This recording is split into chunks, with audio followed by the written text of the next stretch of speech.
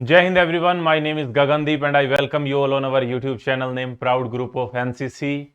और इससे पिछली वीडियो में हम 1 से लेके 13 तक यानी कि 1 से लेके 13 तक क्वेश्चन डिस्कस कर चुके हैं। आज हम स्टार्ट करेंगे क्वेश्चन नंबर 14 से। इसमें हम कर क्या रहे हैं मैं आपको बता देता हूं। इसमें हम कर रहे हैं एनसीसी के बी सर्टिफिकेट का जो ओरिजिनल आंसर सीट होती है ना, जिसको देख के आपका पेपर चेक किया जाता है, उसको हम डिस्कस कर रहे हैं। और चाहे आप कौन सा भी एग्जाम देने वाले हैं एनसीसी का, चाहे ए सर्टिफिकेट का, बी सर्टिफिकेट का या सी सर्टिफिकेट का, तीनों के अंदर ये वीडियोस की जो सीरीज है ये आपको बहुत ज्यादा हेल्प करने वाली है। और बहुत सारे क्वेश्चन एज इट इज आपको इन वीडियो में से आपके एग्जाम में देखने को मिलेंगे। तो आज की क्लास का जो सबसे पहला क्वेश्चन है वो ये है कि समय के प्रबंधन के 5 सिद्धांतों को लिखें। ये क्वेश्चन आपके एग्जाम में पूछा गया 2021 में कि टाइम मैनेजमेंट के 5 सिद्धांत आपको लिखने हैं। तो सबसे पहला यह है कि समय की व्यक्तिगत भावना का विकास करना, developing a personal sense of time. यानी कि हमको हमेशा ये रियलाइज होना चाहिए कि हमारे पास टाइम लिमिटेड है, हमको किस तरीके से इसको यूज करना है, टाइम को वेस्ट नहीं करना है या टाइम का पता ही नहीं लगे, ऐसा नहीं होना चाहिए। हमको पर्सनल सेंस होनी चाहिए हमेशा टाइम की, अगर हम टाइम को मैनेज करना चाहते हैं तो। Identification of long term goal, व्यक्ति को हमेशा गोल बना के चलने चाहिए। वो लॉन्ग टर्म गोल हो सकते हैं, शॉर्ट टर्म गोल हो सकते हैं, उसमें आपके डेली गोल, वीकली गोल, मंथली गोल, ईयरली गोल, इस तरीके से अगर आप गोल सेट करके चलते हैं तो आप टाइम को अच्छे तरीके से मैनेज कर सकते हैं। दूसरा है यहाँ पे साप्ताहिक और दैनिक योजना। एक डेली जर्नलिंग बोलते हैं उसको, जर्नल बनाना अपनी, यानी कि रात को सोने से पहले आप ये डिसाइड करके सोएं कि आपको अगले दिन क्या करना है। अगर इस तरीके से आप अपने मैनेज करते हो तो आपका टाइम भी मैनेज होगा उसी हिसाब से, क्योंकि आपके दिमाग में पहले से क्लियर होगा रात को सोने से पहले कि सुबह हमको उठ के ये करना है, फिर उसके बाद ये करना है। तो उससे हम अच्छे से टाइम को मैनेज कर पाएंगे। टाइम सभी के पास सेम होता है, it is about that how we manage it. Next part है हमारा यहाँ पे कि प्रतिबद्ध समय का उपयोग, जो भी टाइम हमारा है उसका उपयोग करना अच्छे तरीके से। और अपने स्वास्थ्य का प्रबंध। अब आप कहोगे हेल्थ का टाइम से क्या रिलेशन है, तो देखो हेल्थ ठीक रहेगी तभी आप टाइम को अच्छे से यूज कर पाओगे, तभी आप सारे काम कर पाओगे। तो ये 5 सिद्धांत है जिनके द्वारा हम टाइम को मैनेज कर सकते हैं। नेक्स्ट देखो यहाँ पे ये कह रहे हैं कि मैच दी फॉलोइंग, यहाँ पे मैच करना है और ये मैच ऑलरेडी हो रखे हैं। क्यों हो रखे हैं?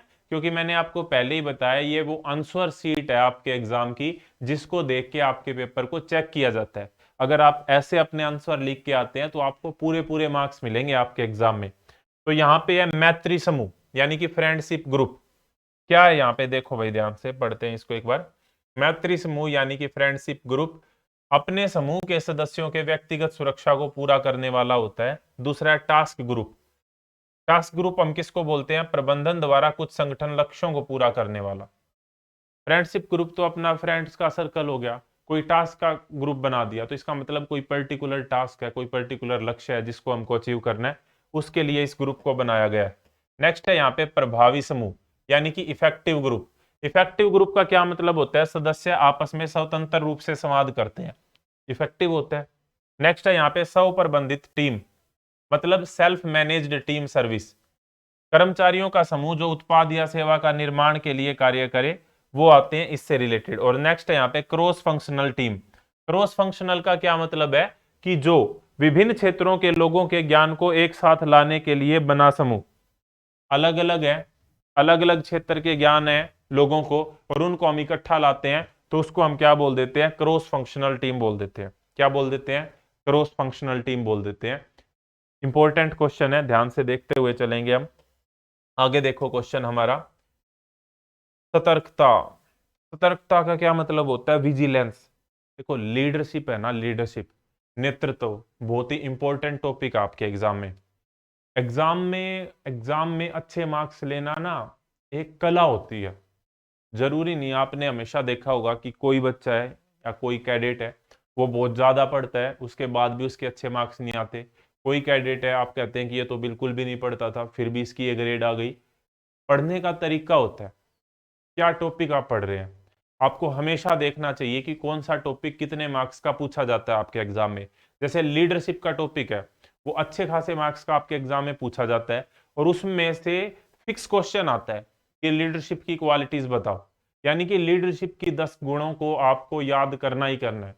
और लीडरशिप के 10 गुण, और वे 10 गुण कौन से होते हैं, अगर आपको ये याद है ना, तो कम से कम 15 नंबर का काम आपका हो गया। सिर्फ इस एक क्वेश्चन से 15 मार्क्स गारंटीड हैं, आपके एग्जाम में पक्का पूछा जाएगा कि लीडरशिप के 10 गुण लिखो, नेतृत्व के लिए कौन कौन से गुण होने चाहिए, ऑफिसर बनने के लिए कौन सी क्वालिटी होनी चाहिए, इन सभी का आंसर एक ही है। ठीक है, तो वही यहाँ पे बात है। सतर्कता की डेफिनेशन यहाँ पे पूछ रखी है, जिसको हम इंग्लिश के अंदर विजिलेंस बोलते हैं। तो सतर्कता एक लीडर में होनी चाहिए। एक लीडर द्वारा हर परिस्थिति में अवसर की पहचान कर उसका उपयोग अपने टीम की कामयाबी के लिए उपयोग करने वाला लक्ष्य है। सतर्कता क्या है, विजिलेंस मतलब क्या है, मतलब वो हमेशा ध्यान रखे किस चीज का, कि हम अपने लक्ष्य को अचीव करने के लिए कोई भी मौका आ रहा है तो उसको किस तरीके से यूटिलाइज कर सकते हैं, अच्छे तरीके से उसको कैसे यूटिलाइज कर सकते हैं, तो उसे हम विजिलेंस बोलते हैं। यहाँ पे ध्यान रखना आपको बात को। नेक्स्ट है यहाँ पे साहस। तो साहस आपको पता है, करेज, आध्यात्मिक और बौद्धिक स्रोतों से आदमी को जोखिम उठाने एवं खुशी या अवसाद के समय शांत रूप से निर्णय लेने की अक्षमता का लक्षण है ये। देखो डेफिनेशन, इसकी जो लैंग्वेज है ना वो थोड़ी मुश्किल बना रखी है, मैं आपको सिंपल लैंग्वेज में बता देता हूँ। साहस का क्या मतलब है, करेज, साहस लेना। साहस कब लेंगे हम, मुश्किल परिस्थितियों में साहस लेंगे। अगर हम दुखी हैं तो भी हम किस तरीके से काम होके चीजों को मैनेज कर रहे हैं, कुछ ज्यादा खुशी में है तो भी अपने काम और कंपोजर को मेंटेन करते हुए किस तरीके से साहस के साथ हम काम कर रहे हैं, दैट इज नोन एज साहस। नेक्स्ट है निश्चितता, यानी कि डेफिनेटिवनेस, समस्या के समाधान के लिए, योजना बनाने के लिए तार्किक विचार प्रक्रिया के गुण जैसे लक्षण होते हैं। तार्किक मतलब लॉजिकल, लॉजिकली हम सोचते हैं चीजों को, प्रॉब्लम को सोल्व करने के लिए। वफादारी, ईमानदारी और अखंडता पूर्ण गुण जो किसी से समझौता या परिवर्तन करने के लिए बाध्य न हो। मतलब क्या, कि समझौता नहीं करना हमको किस बात से, मान लो कोई पैसे दे रहा है कि हमारा काम कर दो, नहीं, क्लियर है रूल रेगुलेशन जो है। अगर हमको लगता है और अगर रूल रेगुलेशन के हिसाब से लगता है कि ये काम ठीक है तो हम उस काम को करेंगे, अगर लगता है कि ये काम गलत है तो नहीं करेंगे। चाहे कोई प्रेशर आता है हमारे ऊपर, चाहे कोई पैसे का दबाव देता है या कोई भी दबाव, डजेंट मैटर, काम करेंगे, काम के हिसाब से होगा, अदरवाइज नहीं होगा, बात खत्म। यही है।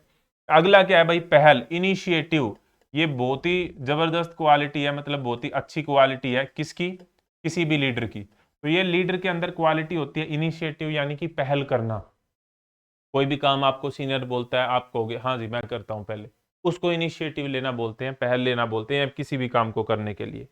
नेक्स्ट देखो यहाँ पे, 5 quality of an ideal citizen, यानी कि एक आदर्श नागरिक के 5 गुण आपको लिखने हैं। क्वेश्चन आपके एग्जाम में पूछा गया क्वेश्चन है। तो बुद्धि होती है उसमें, इंटेलिजेंस मतलब बुद्धिमता, बुद्धिमता। सेल्फ रिस्ट्रेंट मतलब सेल्फ डिसिप्लिन कह लो, यहाँ पे आत्म संयम होता है। अवेयरनेस जागरूकता, जागरूकता से यहाँ पे मतलब है कि पर्सन को पता होना चाहिए उसके आसपास क्या हो रहा है, उसके देश में क्या हो रहा है, कौन सा नया मुद्दा चल रहा है। अभी जैसे रशिया और यूक्रेन के बीच में वॉर हो रहा है, तो क्यों हो रहा है, किस चीज से रिलेटेड हो रहा है, आगे क्या बातें हो रही हैं, इसमें यूएस क्या रोल प्ले कर रहा है, नाटो का क्या इसमें रोल था, यूएन क्या इसमें रोल प्ले कर रहा है, ये अवेयरनेस होती है। ठीक है, तो कहाँ पे इलेक्शन हो रहे हैं अभी के लिए, अवेयरनेस होती है ये।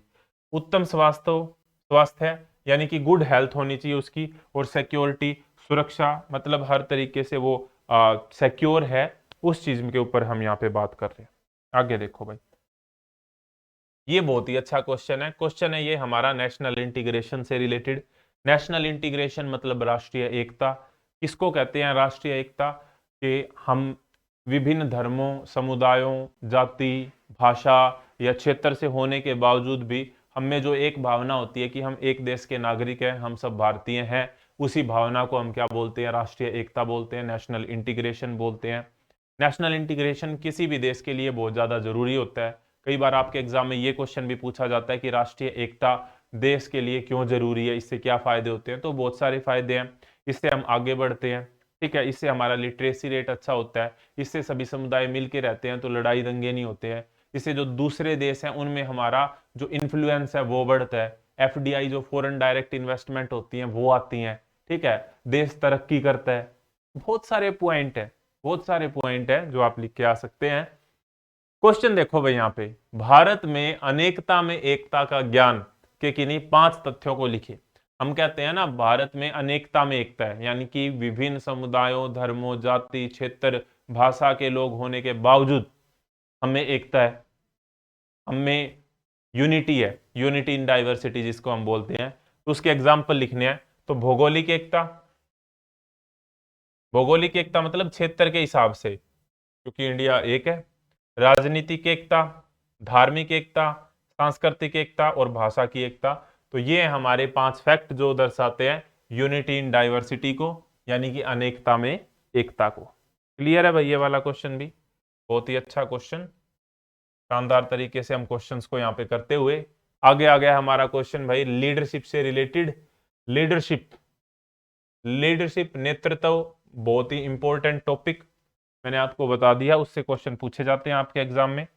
नेतृत्व के 10 गुण आपको पता होने चाहिए। अब सबसे पहला यहाँ पे सही मिलान करना था, सही मिलान ऑलरेडी हो रखे हैं क्योंकि ये आंसर शीट है। इसकी पीडीएफ जो है वो आपको मिल जाएगी टेलीग्राम चैनल पे। टेलीग्राम पे जाएं, सर्च करें प्राउड ग्रुप ऑफ एनसीसी, वहां से पीडीएफ आप फ्री ऑफ कॉस्ट डाउनलोड कर सकते हैं। झांसी की रानी किससे रिलेटेड है? 1857 का विद्रोह, फर्स्ट फ्रीडम का वॉर इसे बोला जाता है। किरण मजूमदार 100, वाई कौन से संबंधित है? महाराजा प्रताप, महाराणा प्रताप की यहाँ पे बात हो रही है, तो हल्दी घाटी के युद्ध से रिलेटेड है। और दीपा मलिक शॉर्ट पुट जो गेम है उससे रिलेटेड है। सही मिलान आपको करना था। आगे देखो भाई, बहुत ही अच्छा question, question number 20, disaster management जिसको हम आपदा प्रबंधन बोलते हैं। आपदा प्रबंधन से एक तो आपको यह पता होना चाहिए कि आपदा क्या होती है। सबसे पहला क्वेश्चन तो जो आपको पता होना चाहिए, आपदा होती क्या है, डिजास्टर क्या होती है। तो कोई भी प्राकृतिक या मानव निर्मित आपदा 2 प्रकार की होती हैं। एक तो प्राकृतिक होती है, प्राकृतिक आपदा, और एक होती है मानव निर्मित। ये क्वेश्चन आपके एग्जाम में पूछा जाता है कि आपदा जो होती है वो कितने प्रकार की होती है। तो आपदा होती है 2 प्रकार की, प्राकृतिक होती है और मानव निर्मित होती है। प्राकृतिक जैसे बाढ़ आ गई, बिजली गिर गई, भूकंप आ गया, सुनामी आ गई, प्राकृतिक हो। मानव निर्मित के अंदर 1984 की गैस त्रासदी, मिथाइल आइसोसाइनाइड भोपाल वाली, ठीक है। चरनोबिल डिजास्टर, चरनोबिल अभी फेमस है क्योंकि यूक्रेन के अंदर है अभी वो पार्ट, और उस टाइम पे यूएसएसआर का पार्ट था यूक्रेन 1991 से पहले। तो चरनोबिल डिजास्टर हुआ था, न्यूक्लियर पावर प्लांट का डिजास्टर है वो, देखना बहुत ही तकड़ी स्टोरी है वो एक, चरनोबिल वाली। तो वो मानव निर्मित हो गया। तो वो मानव, तो डिजास्टर क्या होता है? ऐसी कोई भी बड़ी घटना जिसको उस टाइम पे जो हमारे पास संसाधन अवेलेबल है उनके द्वारा हैंडल नहीं किया जा सकता, और जिससे भारी जान माल का नुकसान होता है ना, उसी को हम आपदा कहते हैं। और आपदा 2 प्रकार की होती है, प्राकृतिक और मानव निर्मित। ठीक है, ये मैंने रट नहीं रखी चीजें, ये समझ रखी हैं बस, ठीक है। तो वो उसी हिसाब से हो जाती हैं ये। तो आपदा प्राकृतिक और मानव निर्मित पूछ रखा है। देखो आपदाएं कितने प्रकार की होती है? तो 2 प्रकार की होती है। आपदा प्रबंधन में कितनी बातें मुख्य है? 3 बातें मुख्य है। कौन कौन सी है आपको उसमें बताना है भाई, कमेंट बॉक्स में बताना है। जो भी ये बताएगा उसके कमेंट को हार्ट दिया जाएगा, और साथ के साथ में उसके कमेंट को पिन भी किया जाएगा। नेक्स्ट है यहाँ पे एमएचओ रेडियो को हम कैसा रेडियो भी बोलते हैं? तो HAM रेडियो भी बोलते हैं, हम रेडियो भी बोलते हैं। किसे? एमएचओ रेडियो को। नेक्स्ट यहाँ पे वॉकी टॉकी का प्रयोग कितनी दूरी के संचार के लिए किया जाता है? तो वॉकी टॉकी का प्रयोग जो है वो 5 किलोमीटर से लेके 50 किलोमीटर तक की दूरी के लिए किया जाता है। कितने से लेके? 5 किलोमीटर से लेके 50 किलोमीटर की दूरी तक। आगे देखो भाई, यहाँ पे नेक्स्ट क्वेश्चन हमारा है, मैच करने हैं भाई। यहाँ पे सही मिलान आपके क्वेश्चन में बहुत ज्यादा पूछे जाते हैं आपके एग्जाम में, सही मिलान करने। तो क्वेश्चन नंबर 21, ये मिले हुए हैं पहले से ही, जो लगे हुए हैं वो बिल्कुल आंसर ठीक है। बचाव सेवा मतलब रेस्क्यू सर्विस। तो कोई भी आपदा जब आती है तो उसमें बचाते हैं भाई लोग जो मलबे के अंदर, तो मलबे में दबे हताहतों को निकालना बचाव सेवा का काम होता है ये। नेक्स्ट है यहाँ पे हताहत सेवा, यानी कि कैजुअलिटी। कैजुअलिटी यहाँ पे क्या है? हताहतों के उपचार हेतु प्रबंधन करना, तो ये इसका काम होता है कैजुअलिटी सेवा का। कल्याण सेवा, कल्याण सेवा का क्या काम है? यहाँ पे आवास, खाद्य सामग्री आदि का प्रबंधन करना, वो हमारा किसके अंदर आता है? कल्याण सेवा में आता है। नेक्स्ट यहाँ पे क्या है हमारा? नेक्स्ट है पूर्ति सेवा। पूर्ति का मतलब क्या होता है? सप्लाई। जैसे आर्मी में भी आपको पता है कि ASC होती है, army supply core, different different type के हमारे कोर होते हैं। तो पूर्ति सेवा यानी कि सप्लाई सर्विस जो हमारी होती है वो हमारे जो आवश्यक जो साज सामान होते हैं उसका प्रबंधन करती है। जो भी जरूरी है, वहां पे मेडिकल हेल्प की जरूरत है, वहां पे खाने के लिए सामान की जरूरत है, वहां पे फर्स्ट एड के बॉक्स की जरूरत है, तो ये सारी चीजों को प्रोवाइड कौन करता है? Supply service. और एक होती है फायर सर्विस। तो फायर सर्विस क्या करती है? आग कहाँ पे लगी हुई है इसका पता लगाती है और आग को बुझाने के काम आते हैं फायर एक्सटिंग्विश करने की। ठीक है। और फायर एक्सटिंग्विशर क्या होता है? जिससे आग को बुझाया जाता है। बिल्कुल सही। नेक्स्ट क्वेश्चन की तरफ हम बढ़ रहे हैं। Question number 22। क्वेश्चन नंबर 22 में हमको सही गलत बताने हैं। तो सबसे पहला क्वेश्चन यहाँ पे क्या है? तो सबसे पहला क्वेश्चन हमारा है कि भूकंप जो होती है वो एक प्राकृतिक आपदा होती है। बिल्कुल सही है। आपको बेसिक डेफिनेशन मैंने बता दी कि दो तरह की डिजास्टर होते हैं, आपदा होते हैं, नेचुरल और मैन मेड। तो भूकंप नेचुरल में आता है। सुनामी समुद्र के किनारे आते हैं। सही है। सुनामी आती कैसे है? जब समुद्र के नीचे भूकंप आता है, फिर बड़ी बड़ी लहरें उठती हैं, उसी को हम सुनामी बोल देते हैं। बाढ़ एक मानवकृत आपदा है। अब यहाँ पे इन्होंने सही लिख रखा है। अब ये दोनों सेंस में मैटर करती है। अगर मान लो कोई डैम बनाया गया था, वो डैम टूट गया है किसी कारण से, वो अच्छे से नहीं बनाया गया, अब बाढ़ आ गई है, तो वो मैन मेड होगी। वैसे अगर कोई बाढ़ आ रही है ज्यादा बारिश के कारण, तो वो नेचुरल होगी। तो अगर उस सेंस में देखा जाए तो मैन मेड इसको हम कह सकते हैं। The prime minister is the chairman of the national disaster management committee, NDMC. NDMC इसकी फुल फॉर्म भी आपके एग्जाम में पूछी जाती है कि एनडीएमसी की फुल फॉर्म बताओ। तो एनडीएमसी की फुल फॉर्म होती है नेशनल डिजास्टर मैनेजमेंट कमेटी। और इसके जो अध्यक्ष होते हैं वो यहाँ पर प्रधानमंत्री नहीं होते हैं। कौन होते हैं वो आपको देखना है कमेंट बॉक्स में। नेक्स्ट है यहाँ पे प्राकृतिक आपदा का सामना करने का उत्तरदायित्व तो मुख्यतः केंद्र सरकार का होता है। तो ये गलत है, स्टेट गवर्नमेंट का भी होता है यहाँ पे। आगे देखो, सोशल सर्विस से related the prime minister, NDMC के चेयरमैन कौन होते हैं सर? देखना एक बार। नेक्स्ट क्वेश्चन देखो भाई। नेक्स्ट क्वेश्चन, नेक्स्ट है यहाँ पे हमारा कि सामाजिक सेवा कैडेट में निस्वार्थ भाव से रचनात्मक कार्यों के प्रति रुचि उत्पन्न करना है। सही है ये वाला हमारा। राइट और रोंग हमको देखना होता है यहाँ पे। अगला देखो भाई, MC, national disaster management committee. अगला है यहाँ पे सामाजिक सेवा कैडेट के हृदय में परोपकार, त्याग, उदारता और दया आदि भावनाओं को जन्म देता है। तो बिल्कुल सही है ये। बिल्कुल सही है। सही बात है ये। हमारा सामाजिक सेवा के अंतर्गत कैडेट प्राकृतिक आपदा के समय राहत, तो यहाँ पे सामाजिक सेवा के अंतर्गत कैडेट प्राकृतिक आपदा के समय राहत कार्य करता है। सही है ये। ठीक है।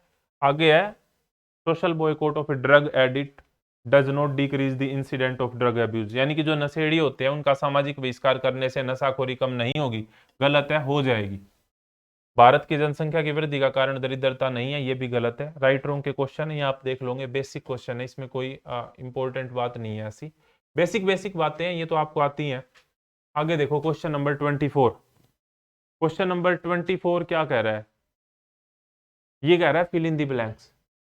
Fill in the blanks again आपके एग्जाम में मैं आपको बताता हूँ किस किस टाइप के क्वेश्चन पूछे जाते हैं। सही मिलान के क्वेश्चन आते हैं, राइट रोंग के क्वेश्चन आते हैं, भाई सही गलत आपको बताना है। उसके अलावा फिल इन द ब्लैंक्स हो गए, और जो बड़े क्वेश्चन होते हैं वो भी आपके एग्जाम में पूछे जाते हैं। तो यहाँ पे क्वेश्चन है, क्वेश्चन ये डायरेक्टली आ सकता है, ध्यान से समझना इसको। क्वेश्चन है कि एक स्वस्थ व्यक्ति के लिए कम से कम कितने कैलोरी भोजन की आवश्यकता है? एक स्वस्थ व्यक्ति है तो एवरेज पूछ रहे हैं। एक स्वस्थ व्यक्ति के लिए कम से कम दिन में 3000 कैलोरी भोजन की आवश्यकता है। डायरेक्ट क्वेश्चन पूछे जा सकते हैं, याद करने हैं आपको। अगला है कि भारत सरकार के अनुसार वह परिवार गरीबी रेखा के नीचे है जिसकी वार्षिक आय गांव में कितने रुपए से कम है? 19,884 रुपए से कम है, तो उसको हम बोलेंगे बिलो पॉवर्टी लाइन। बीपीएल जो होता है उसकी फुल फॉर्म यही होती है, बिलो पॉवर्टी लाइन। ठीक है। ब्लड ग्रुप ओ में एंटीबॉडी कौन सा होता है? ए बी एंटीबॉडी होता है। क्वेश्चन ये भी पूछा जाता है कि सर्वदाता रक्त समूह कौन सा होता है, मतलब जो सभी को ब्लड दे सकता है। तो वो हमारा होता है ओ। और सर्वाग्राही जो सभी से ब्लड ले सकता है वो हमारा होता है ए बी। ये क्वेश्चन कई बार आपके एग्जाम में पूछे गए हैं, ध्यान रखने। इंग्लिश में बोलें तो ये यूनिवर्सल डोनर, यूनिवर्सल डोनर, और ये होता है universal acceptor, universal acceptor.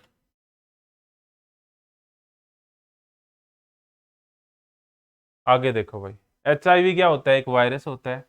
HIV की फुल फॉर्म आपको पता होनी चाहिए, ये क्वेश्चन आपके एग्जाम में आता है। और एक क्वेश्चन ये भी कई बार आया है कि एड्स डे कब मनाया जाता है? एड्स डे, तो एड्स डे मनाया जाता है 1 दिसंबर को। ये कम से कम भी 12 से 15 बार ये क्वेश्चन आपके एग्जाम में आ चुका है कि एड्स दिवस कब मनाया जाता है? 1 दिसंबर को मनाया जाता है।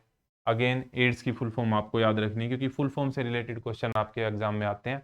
तो एक्वायर्ड इम्यूनोडेफिशिएंसी सिंड्रोम एड्स की फुल फॉर्म होती है। एचआईवी की फुल फॉर्म आपको बतानी है कमेंट बॉक्स में, ठीक है। आगे देखो, लिप्रेसी यानी कि जिसको हम कुष्ठ रोग बोलते हैं, 2 टाइप्स के होते हैं। अब आ गई है फुल फॉर्म। मैंने आपको बताया था कि फुल फॉर्म आपके एग्जाम में पूछी जाती हैं, और जैसा कि बताया ये पूछ भी लिया यहाँ पे नेक्स्ट ही क्वेश्चन में। पहले तो सबसे पहले पूछा गया एनजीओ की फुल फॉर्म, तो एनजीओ की फुल फॉर्म आपको पता होगी, नॉन गवर्नमेंटल ऑर्गेनाइजेशन। क्या फुल फॉर्म होती है एनजीओ की? Non governmental organisation. और इससे अगली ही पूछी गई आपसे एड्स की फुल फॉर्म, तो एड्स की फुल फॉर्म होती है एक्वायर्ड इम्यूनोडेफिशिएंसी सिंड्रोम। तो ये क्या होती है? एड्स की फुल फॉर्म होती है। Important question. नेक्स्ट है यहाँ पे एचआईवी की। एचआईवी की भी फुल फॉर्म पूछ ली यहाँ पे, क्योंकि ये बार बार पूछे जाते हैं, तभी मैंने आपको बताया, ये याद हो चुकी हैं चीजें। क्योंकि ये आप कोई भी दूसरा प्रीवियस ईयर पेपर उठा के देखोगे, पहले में एक पेपर में नहीं तो दूसरे में ये फुल फॉर्म आपको पक्की मिलेंगी, ठीक है, क्योंकि ये बार बार पूछे जाने वाले क्वेश्चन है। एचआईवी की फुल फॉर्म आपके सामने लिखी हुई है यहाँ पे, human immunodeficiency virus. Blood donation के लिए कम से कम व्यक्ति 18 साल का होना चाहिए और मैक्सिमम 60 की एज होनी चाहिए। सेवाग्राम योजना किसने शुरू की थी? तो सेवाग्राम योजना गांधी जी ने शुरू की थी। किन्होंने शुरू की थी? गांधी जी ने शुरू की थी, ध्यान रखनी है ये बात। नेक्स्ट है हमारा हेल्थ एंड हाइजीन से रिलेटेड। तो आज हमने 25 तक क्वेश्चन कंप्लीट कर लिए हैं। 26 से लेके आगे जितने भी क्वेश्चन है वो हम नेक्स्ट वीडियो में करेंगे। तो make sure that you follow the channel regularly, so that जब भी मैं नेक्स्ट वीडियो डालूं आपको पता लग जाए। और इस तरह की और एक इंपॉर्टेंट बात मैंने आपको बता दी है, अगेन मैं बता देता हूँ, पीडीएफ आपको टेलीग्राम चैनल पे मिल जाएगी, वहाँ से आप इसको डाउनलोड कर सकते हैं फ्री ऑफ कॉस्ट। और इस तरह की और वीडियो के लिए जुड़े रहिए proud group of NCC YouTube channel के साथ। नेक्स्ट वीडियो तक जय हिंद, जय Bharat, thank you very much.